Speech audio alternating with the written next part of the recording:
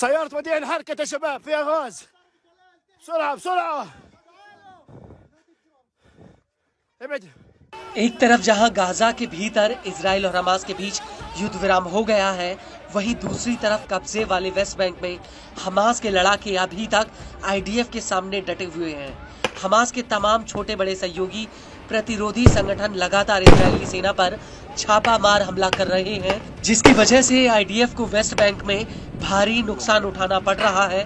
और West Bank के मौजूदा हालातों को देखकर कुछ लोगों का मानना है कि गाजा के बाद वेस्ट बैंक हमास का दूसरा सबसे बड़ा गढ़ बन गया है।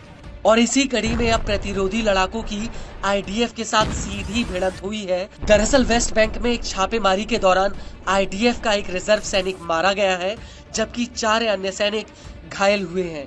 मीडिया रिपोर्ट्स के मुताबिक उत्तर पूर्वी नबलस के तम्मुन कस्बे में प्रतिरोधी लड़ाकों ने आईडीएफ के रास्ते में बम लगाया हुआ था, जिसकी चपेट में आईडीएफ का एक ट्रक आ गया। और जब ये धमाका हुआ तो उस वक्त ये सभी जवान एक बख्तरबंद वाहन में थे और तभी ये बम फट गया। वहीं दूसरी तरफ इस हमले में मारे गए जवान की पहचान आईडीएफ ने 31 साल के एविएटर बेन यहूदा के रूप में की है। यहूदा के साथ बगल वाली सीट पर एक बटालियन कमांडर भी बैठा था, जो गंभीर रूप से घायल हुआ है। वहीं दूसरी तरफ फिलिस्तीनी रेड क्रेसेंट सोसाइटी का कहना है कि आईडीएफ ने एक 14 साल के लड़के को सीने में गोली मार दी थी, जिसकी अस्पताल में मौत हो गई। रेड क्रेसेंट का कहना है कि इजरायली सेना ने लोगों की भीड़ पर जिंदा बुलेट और जहरीली गैस फायर की थी।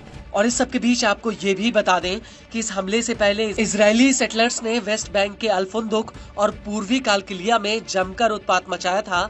सेटलर्स ने यहाँ पर जिन्साफुत और अल्फुंदुक कस्बे में कई घरों में आग लगा दी थी, जिसकी वजह से पूरे इलाके में एक भीषण आग फैल गई। सेटलर्स के इस हमले में कई फिलिस्तीनी घायल भी हुए हैं। इसके अलावा वेस्ट बैंक के दक्षिणी अल खलील में इजरायली सेटलर्स ने लोगों की गाड़ियों को आग के हवाले कर दिया था।